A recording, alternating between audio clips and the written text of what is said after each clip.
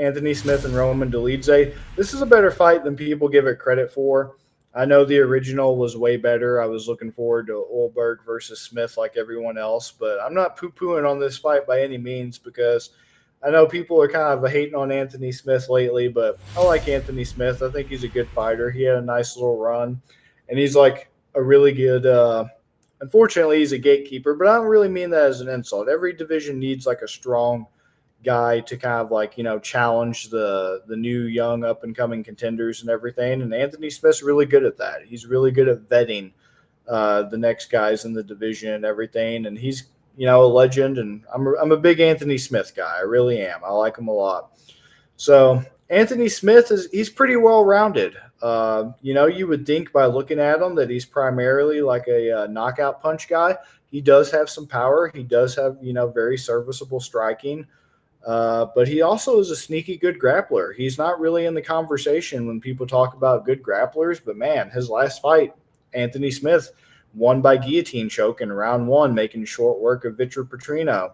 Rear naked choke against Ryan Spann, triangle choke on Devin Clark, rear naked choke on Gustafson, rear naked choke on Volkan Ozdemir.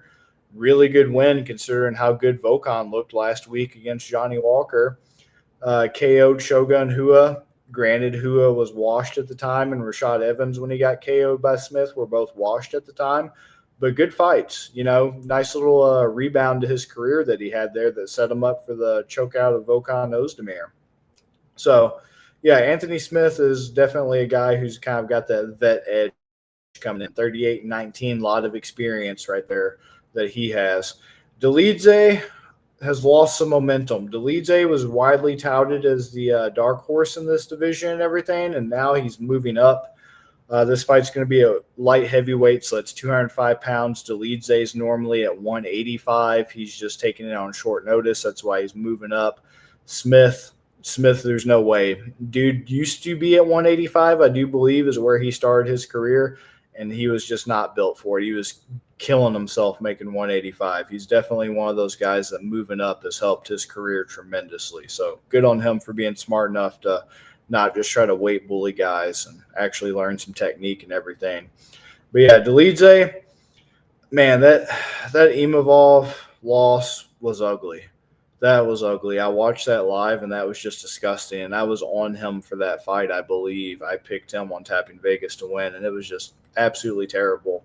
And he lost even after Imavov got the rarest thing in MMA, which is for the ref to actually do something for an illegal technique, for a violation of the rules. Imavov did a soccer kick on Dolidze as a grounded opponent, which is illegal in the UFC. You cannot soccer kick, and he actually had a point taken away in round 4 for soccer kicking Dolidze, and Imavov still won. That's not a good sign that a ref actually steps in and does their job and deducts a point, and you still lose the fight by a majority decision at that. I really feel like Dolidze's probably going to be on a 3-fight skid because he lost to Marvin Vettori before that. So it's 2 losses in a row right now that he's on.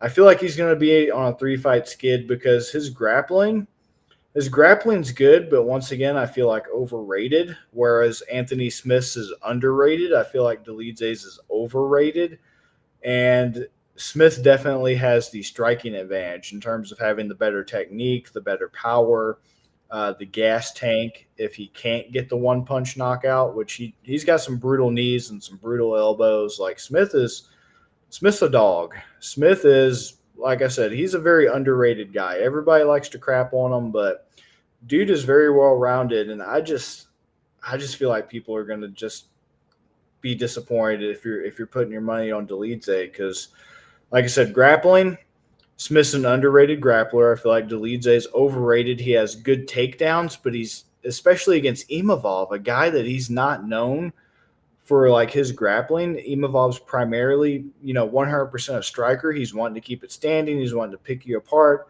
He couldn't keep Imavov down. Like he struggled and he gassed so hard and had such sloppy takedowns. And granted, it was 5 rounds. This is going to be, I believe, still a 3-round fight. But man, by round 2, he was gassed on these takedown attempts and just absolutely terribly gassed too, like visibly take advantage of it type thing. And once again, all the takedowns and all the gas tank being depleted to not even be able to hold a striker down, and you're going to try to hold Anthony Smith down, and you're coming up at weight. Once again, Anthony Smith, 205 is perfect for him. He was killing himself to make 185. Dolidze is probably going to be a little chubby at 205. I don't feel like Dolidze is a pretty solid guy. He looks muscular, but I feel like 205, he's going to be a little out of shape, especially on short notice, trying to bulk up or like, well, he's cutting weight, so I'm sure he's not necessarily having to put on anything. He's just not cutting. That could be a double-edged sword. That could help him, like we saw it help Kelvin Gastelum. Apparently, Gastelum, when he's not cutting weight, has an unlimited gas tank and constantly has motivation and is in your face. But usually when guys go up and they try to fight at their natural weight class and they can't weight bully, which is why weight cutting exists and is a problem in MMA, is because so many fighters want to weight bully. Usually you get put on your butt in your first fight, moving up a weight class so you're not too experienced, and especially up against a guy like Anthony Smith. Like, I just keep convincing myself to go with Smith, and that plus 114 right now for him and a minus 135 to Dolidze. I'm liking it. I'm liking it quite a bit. And especially Anthony Smith by KO TKO at plus 450. That's great. Sub plus 700. This is what I'm torn between. Plus 450 for KO TKO. Definitely could see that happening. Way better striker. Way more power. The gas tank, if it's not one punch or one kick or one knee, to have a volume accumulation KO TKO. I already talked enough about the grappling. Plus 700 sub.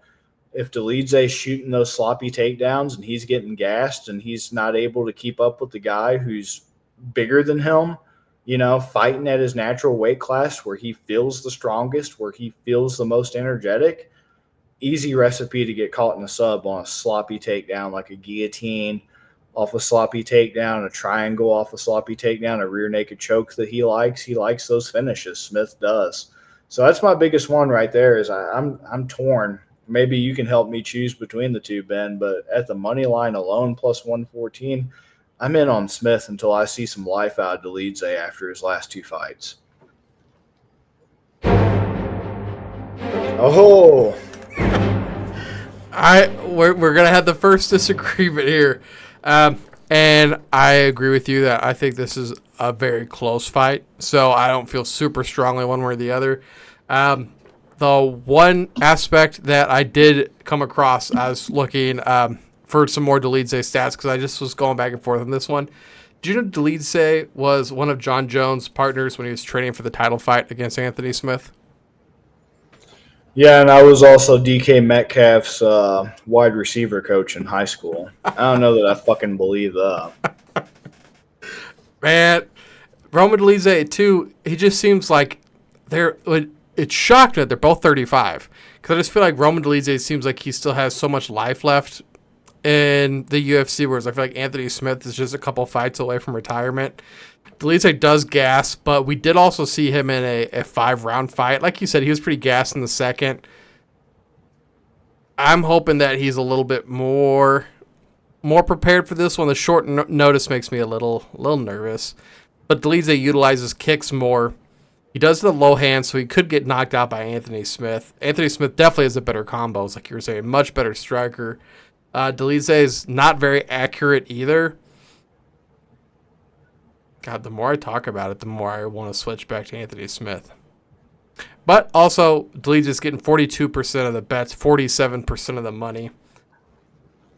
A very close fight. I think this should be closer to a pick-em. I think I'm going to go with Dolidze still.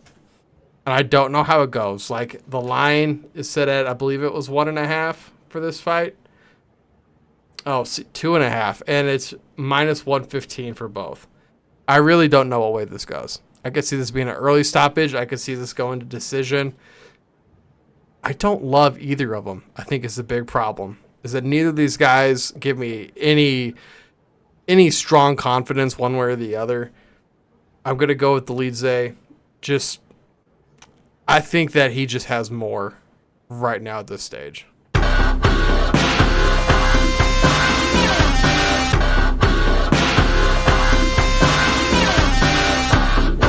better start listening to the Better in Green podcast. You will not regret it. Trust me, trust me, trust me. And hey, I'm Dean Blandino. Welcome, welcome, welcome to Better in Green, eh? To Better in Green, eh? To Better in Green, eh? Listen in and cash out. That's what it's all about. Come on, let's make cash now. We always on spot and we cover all spots from the bottom to the top. Hey, shout out to Ethan, shout out to Wyatt, shout out to Ben. Welcome, welcome to our podcast. Better in Green.